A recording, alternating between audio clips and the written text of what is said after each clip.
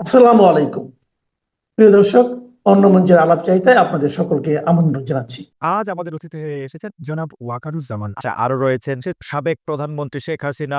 আজকে যত উল্টোপাল্টা কথা লিখে মানুষকে বিভ্রান্ত করে এবং সেটিকে নিউজ করে যাচ্ছে। এগুলো এমনি আমি ছাড়বো না। একদিন দেখা হবে। মানুষ হত্যা করা তো আমার কাজ না। তাই যদি হতো তো আমার বাবা আমার ভাইদের যারা হত্যা করেছে তাদেরকে আমি বিচার করতাম না। তাদেরকে খুন করতাম।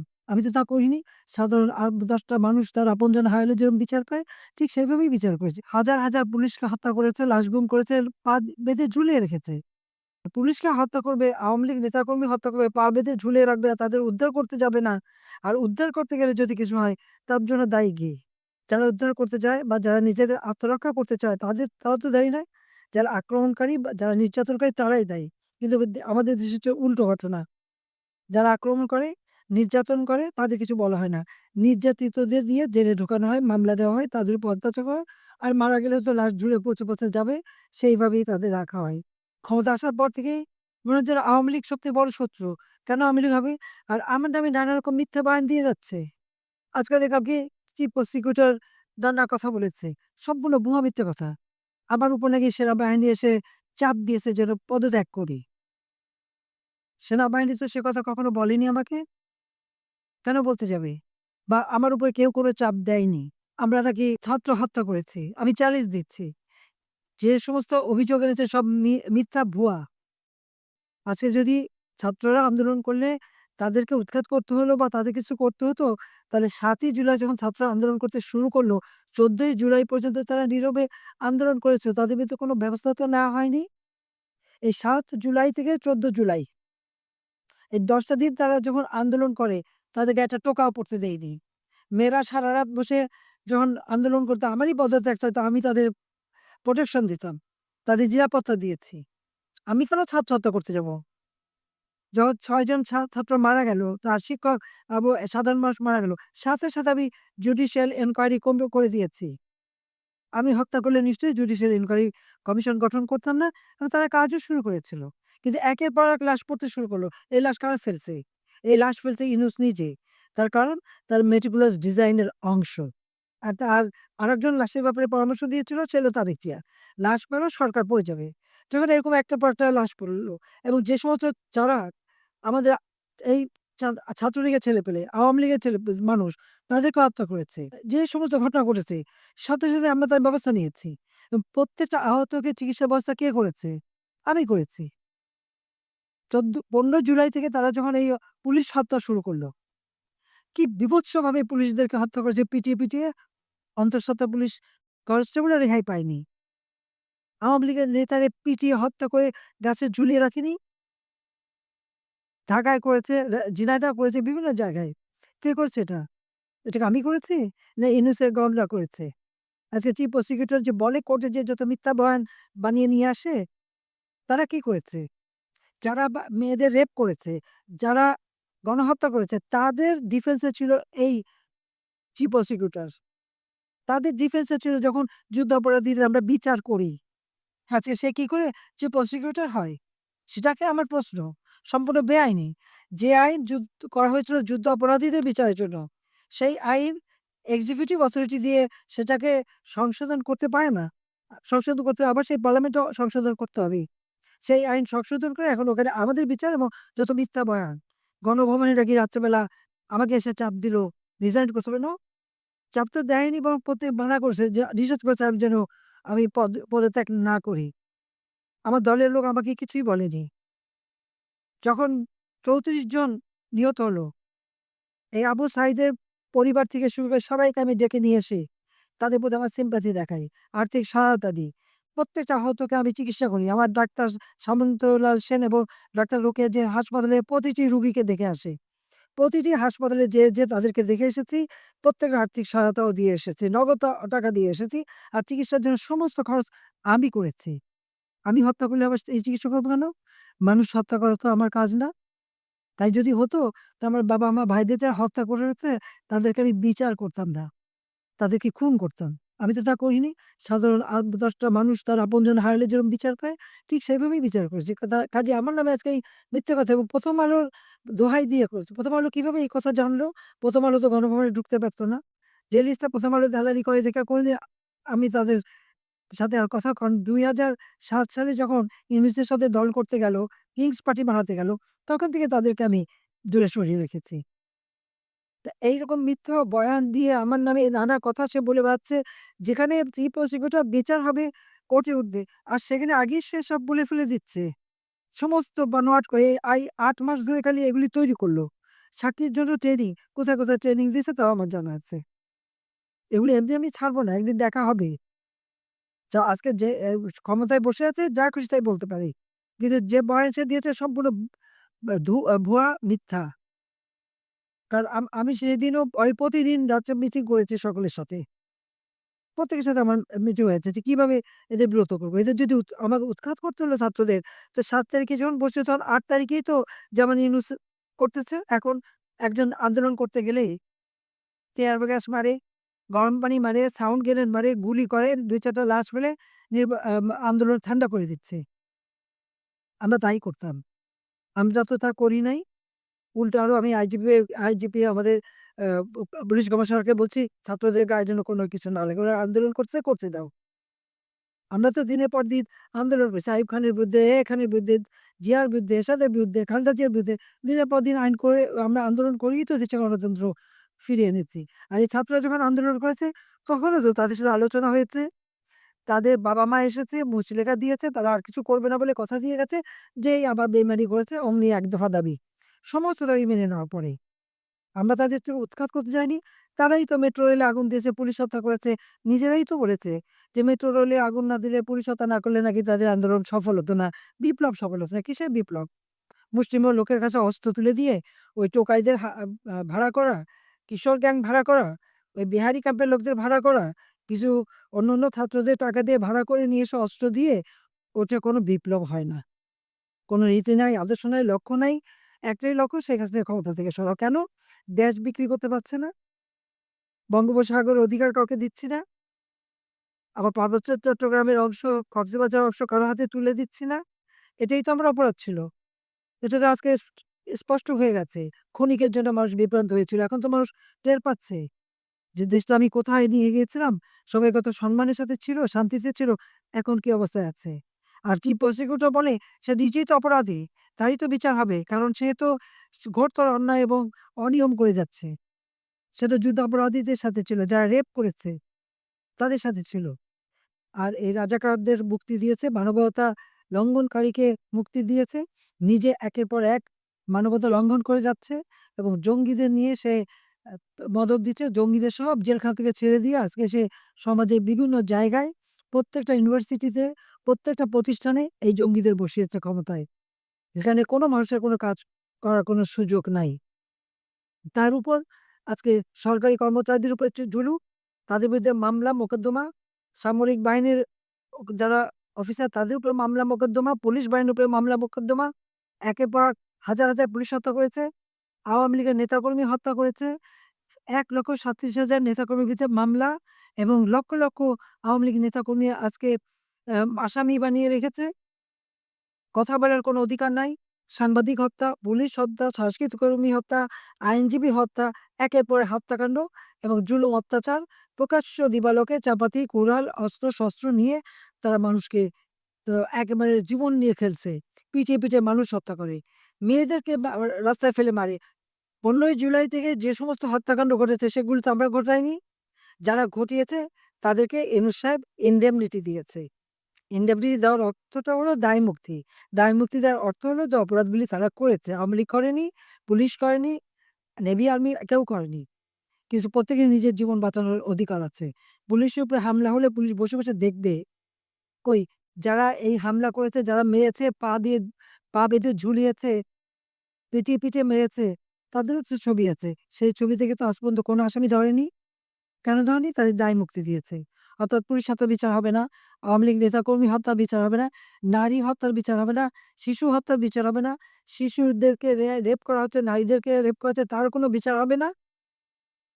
খুব ভালো বিচার হবে আমাদের, শুধু আওয়ামী লীগের। কারণ আমরা স্বাধীনতা এনেছি, দারিদ্র্য বিমোচন করেছি, মাথাপিছু আয় বাড়িয়েছি, মানুষের জীবনে শান্তি দিয়েছি, মানুষের জীবনে নিরাপত্তা দিয়েছি। এই তো বড় অপরাধ। স্বাধীনতার সার্বভৌমত্ব বিক্রি করিনি। আর ইউনুস তো বিক্রি করার উপরে এক পায়ে দাঁড়িয়ে আছে। কিছুতে আমাদের দেশে কোনো জিনিস বিক্রি ১ ইঞ্চি মাটি বিক্রি করতে পারবে না। তার জন্য প্রত্যেকে রুখে দাঁড়াতে হবে। আর এই রাজাকারদের রাজত্ব চলবে না। এটা স্বাধীন বাংলাদেশ। লাখো শহীদের রক্তের সাথে বেইমানি করেছে এই বেইমানি রুশ। কাজেই এর বিরুদ্ধে সর্বতোভাবে সবাইকে নামতে হবে, সেই আহ্বান আমি জানাচ্ছি। ইনশাআল্লাহ জনতার জয় হবেই হবে। জয় বাংলা, জয় বঙ্গবন্ধু, বাংলাদেশ চিরজীবী হোক। বাংলাদেশের অন্তর্বর্তী সরকার যখন আগামী বছরের ১২ই ফেব্রুয়ারি একটি ইতিহাস সেরা নির্বাচনের প্রস্তুতি নিচ্ছে, ঠিক তখনই দুটি অত্যন্ত বিব্রতকর এবং জটিল কূটনৈতিক চ্যালেঞ্জের মুখোমুখি ডক্টর মোহাম্মদ ইউনূসের প্রশাসন। একদিকে আওয়ামী লীগকে বাদ দিয়ে নির্বাচনের পরিকল্পনা নিয়ে মার্কিন কংগ্রেস সদস্যদের করা চিঠি, আর অন্যদিকে প্রতিবেশী ভারতের সাথে সম্পর্কের ঐতিহাসিক অবনতি। সব মিলে এক অস্থির সময় পার করছে বাংলাদেশ। যদিও সরকার প্রেস উইং থেকে মার্কিন কংগ্রেস সদস্যদের চিঠিটি নিয়ে সরাসরি কোনো মন্তব্য করা হয়নি।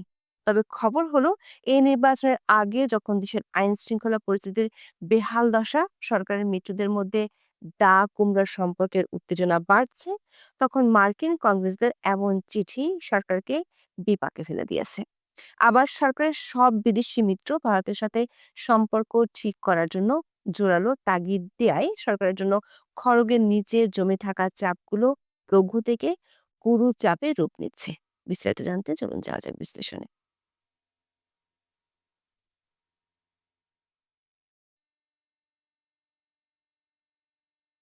ফেব্রুয়ারির ১২ তারিখ ইতিহাসরা নির্বাচন আয়োজনের কথা দিয়েছেন প্রধান উপদেষ্টা মোহাম্মদ ইউনূস।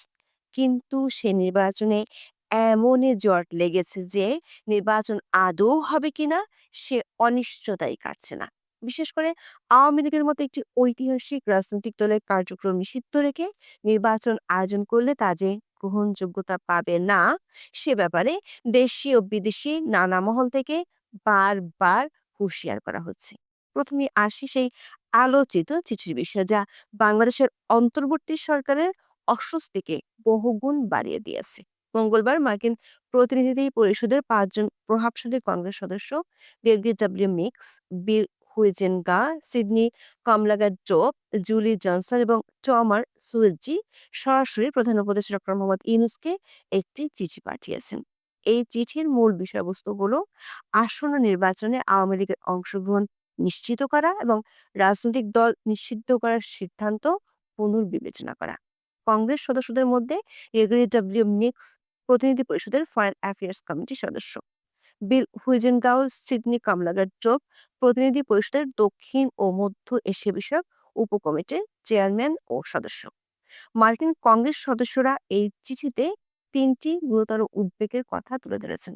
প্রথমত, তারা বলেছেন একটি প্রধান রাজনৈতিক দলকে নিষিদ্ধ রেখে অবাধ ও সুষ্ঠু নির্বাচন সম্ভব নয়। তাদের মতে, ফেব্রুয়ারি নির্বাচনের আগে একটি দলকে মাঠের বাইরে রাখলে ভোটারদের একটি বড় অংশ তাদের অধিকার থেকে বঞ্চিত হবে। তারা বলেছেন, একটি বড় রাজনৈতিক দলকে বাদ দেওয়া মৌলিক মানবাধিকার এবং ব্যক্তিগত অপরাধের দায়বদ্ধতার নীতির সঙ্গে সামঞ্জস্যপূর্ণ নয়। মার্কিন কংগ্রেসের সদস্যরা বলেছেন, অন্তর্ভুক্তিমূলক না হওয়ায় বাংলাদেশে ২০১৮ ও ২০২৪ সালের সাধারণ নির্বাচনগুলো অবাধ ও সুষ্ঠু ছিল না। চিঠিতে তারা বলেন, ব্যালটের মাধ্যমে শান্তিপূর্ণভাবে জনগণের মতামত প্রকাশের সুযোগ দিতে নির্বাচন আয়োজনের উপযোগী পরিবেশ তৈরি অত্যন্ত জরুরি। একইভাবে সততা, স্বচ্ছতা ও নির্দলীয়ভাবে রাষ্ট্রীয় প্রতিষ্ঠানগুলো পরিচালনার মাধ্যমে এগুলোর উপর আস্থা ফেরাতে সংস্কার প্রয়োজন। দ্বিতীয়ত, তারা আন্তর্জাতিক অপরাধ ট্রাইব্যুনালকে ত্রুটিপূর্ণ বলে মন্তব্য করেছেন। তারা সতর্ক করেছেন যে এই আদালতের কার্যক্রমের স্বচ্ছতা ও নিরপেক্ষতা নিয়ে প্রশ্ন থাকলে রাষ্ট্রীয় সংস্কারের লক্ষ্য ব্যাহত হতে পারে। তৃতীয়ত, চিঠিতে অত্যন্ত গুরুত্বপূর্ণ একটি কথা বলা হয়েছে, অপরাধের দায় ব্যক্তিগত হতে হবে, সমষ্টিক নয়। মানবাধিকার দোহাই দিয়ে তারা বলেছেন, কোনো নির্দিষ্ট ব্যক্তির অপরাধের জন্য পুরো রাজনৈতিক দলের কার্যক্রম নিষিদ্ধ করা মৌলিক গণতান্ত্রিক নীতির পরিপন্থী। বিশ্লেষকরা মনে করেন, এই চিঠিটি কেবল একটি সাধারণ কূটনৈতিক বার্তা নয়, বরং এটি একটি সুস্পষ্ট রাজনৈতিক বার্তা। কিন্তু এসব প্রতিক্রিয়া আসার পরও সরকার অবস্থান এখানে বেশ অলস। প্রধান উপদেষ্টার প্রেস সচিব শফিকুল আলম জানিয়েছেন, আওয়ামী লীগের কার্যক্রম নিষিদ্ধ এবং নির্বাচন কমিশন তাদের নিবন্ধন স্থগিত করেছে, তাই তারা নির্বাচনে অংশ নিতে পারবে না। যদিও তিনি দাবি করেছেন যে তিনি এই মার্কিন চিঠিটি দেখেননি, তবে চাপ যে পর্দার আড়ালে বড় ধরনের কম্পন তৈরি করছে তা স্পষ্ট।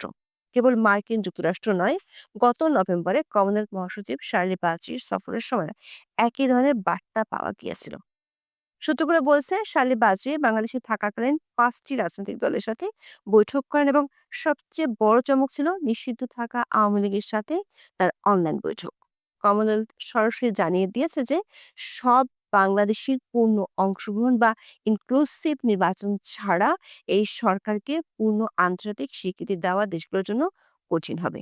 একাধিক সূত্রে জানা গেছে, অস্ট্রেলিয়া, ইউকে ও জার্মানি সহ আরো বেশ কয়েকটি দেশের সংসদ সদস্যরা এ ধরনের চিঠি দিতে পারেন অধ্যাপক ইউনূসকে। তেমন পরিস্থিতি হলে আগামী নির্বাচনে বিশ্বব্যাপী গ্রহণযোগ্যতা নিয়ে বিরাট প্রশ্নের মুখে পড়বেন অধ্যাপক ইউনূস। এবার আসা যাক দ্বিতীয় এবং সম্ভবত সবচেয়ে অগ্নিগর্ভ সংকটে, বাংলাদেশ ও ভারতের বর্তমান কূটনৈতিক উত্তেজনা নিয়ে। বিশেষজ্ঞদের মতে, কূটনৈতিক টানাপোড়েন এবং বাণিজ্য শীতলতার মাঝে ইতিহাসের সর্বোচ্চ উত্তেজনায় পৌঁছেছে বাংলাদেশ ভারত সম্পর্ক। ময়মনসিংহে হিন্দু যুবক দীপু চন্দ্র দাসকে পিটিয়ে ও পুড়িয়ে হত্যার ঘটনায় ভারতের বিক্ষোভ চলছে হিন্দুত্ববাদী সংগঠনের। দিল্লিতে বাংলাদেশ দূতাবাসের সামনে নজিরবিহীন বিক্ষোভের পর ঢাকায় আবারও ডাক পড়ে ভারতীয় হাইকমিশনারের। কলকাতায় ব্যারিকেড ভেঙে বাংলাদেশ উপ হাইকমিশনের প্রবেশের চেষ্টা হয়েছে, বিক্ষোভ হয় বামপন্থীদেরও। আগরতলায় বাংলাদেশের সহকারী হাইকমিশন খুলতে না দেওয়ার হুমকিও এসেছে।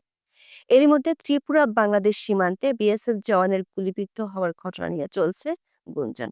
উত্তেজনার পারদ কোথায় গিয়ে পৌঁছায় তা নিয়ে উৎকণ্ঠায় দুই দেশের কূটনৈতিক বিশেষজ্ঞরা। ডক্টর ইউনূসের ঘোষিত দেশীয় নির্বাচনের আগে দেশ জুড়ে যখন অস্থিরতা, আতঙ্ক, ঠিক তখন সীমান্তের ওপারেও বিক্ষোভের ঝড় জটিল করছে দৃশ্যপট। গত 16 মাসে যে দৃশ্য দেখা যায়নি তাই এখন নিয়মিত করছে। দিল্লিতে বাংলাদেশ হাই কমিশন এবং কলকাতায় উপ হাই কমিশনের সামনে নজিরবিহীন বিক্ষোভ এবং ভাঙচুরের চেষ্টা করা হয়েছে। এই উত্তেজনার কেন্দ্রে রয়েছে ময়মনসিংহের ভালুকায় পোশাক শ্রমিক দীপু চন্দ্র দাসের হত্যাকাণ্ড। ধর্ম অবমাননার অভিযোগে দীপুকে পিটিয়ে পুড়িয়ে মারার ঘটনাটি ভারতের হিন্দুত্ববাদী সংগঠনগুলোকে উস্কে দিয়েছে। দিল্লির চাণক্যপুরীতে বিক্ষোভকারীরা 3টি স্তরের ব্যারিকেড ভেঙে হাই কমিশনের দিকে এগিয়ে যাওয়ার চেষ্টা করে এবং ডক্টর ইউনূসের কুশপুত্তলিকা দাহ করে। এমনকি কলকাতায় গেরুয়া পতাকা হাতে উগ্রবাদীরা ব্যারিকেড ভাঙার চেষ্টা করেছে, যার ফলে পুলিশকে লাঠি চার্জ পর্যন্ত করতে হয়েছে। ভারতের প্রতিক্রিয়া কেবল রাজপথেই সীমাবদ্ধ নয়, বরং তা কূটনৈতিক স্তরেও বেশ কঠোর। 1 সপ্তাহের মধ্যে 2 বার বাংলাদেশের হাই কমিশনার রিয়াজ হামিদুল্লাহকে তলব করেছে ভারত সরকার।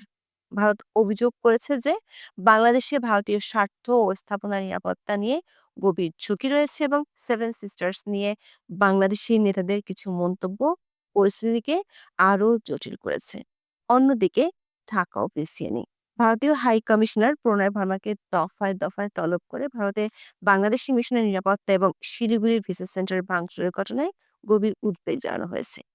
এই উত্তেজনার সবচেয়ে বড় প্রভাব পড়েছে সাধারণ মানুষের উপর। শিলিগুড়িতে হামলার পর ভারতের ভিসা কেন্দ্র বন্ধ করে দেওয়া হয়েছে। পরবর্তী নোটিশ না দেওয়া পর্যন্ত দিল্লিতেও বাংলাদেশের ভিসা কার্যক্রম বন্ধ ঘোষণা করা হয়েছে। আগরতলায় রাজ পরিবারের বংশধর প্রদত্ত কিশোর মাণিক্য দেববর্মা সরাসরি হুমকি দিয়েছেন, বাংলাদেশে হিন্দুদের উপর আক্রমণ বন্ধ না হলে আগরতলার সহকারী হাই কমিশন অফিস আর চালু করতে দেওয়া হবে না। এই টানাপোড়েনের ফলে রোগী, শিক্ষার্থী এবং পর্যটকদের ভোগান্তি চরমে পৌঁছেছে।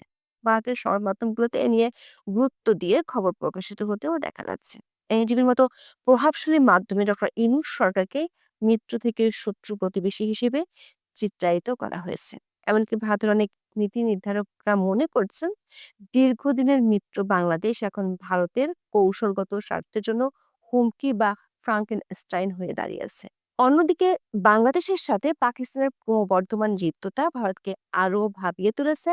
পাকিস্তানের ক্ষমতাসীন দলের নেতাদের বাংলাদেশ পাকিস্তান সামরিক জোট গঠনের আহ্বান এবং ভারতের দিকে মিসাইল ছোড়ার অঙ্গীকার ভারতের কৌশলগত উদ্বেগকে বহুগুণ বাড়িয়ে দিয়েছে। ব্রাসেলস ভিত্তিক গবেষণা সংস্থা ইন্টারন্যাশনাল ক্রাইসিস গ্রুপ বা আইসিজি ভারত ও বাংলাদেশের মধ্যে কূটনৈতিক সহ সব ক্ষেত্রে যে চরম এক উত্তেজনাকর অবস্থার সৃষ্টি হয়েছে তা নিরসনে দুই দেশের করণীয় কি তা নিয়ে ৫১ পৃষ্ঠার একটি প্রতি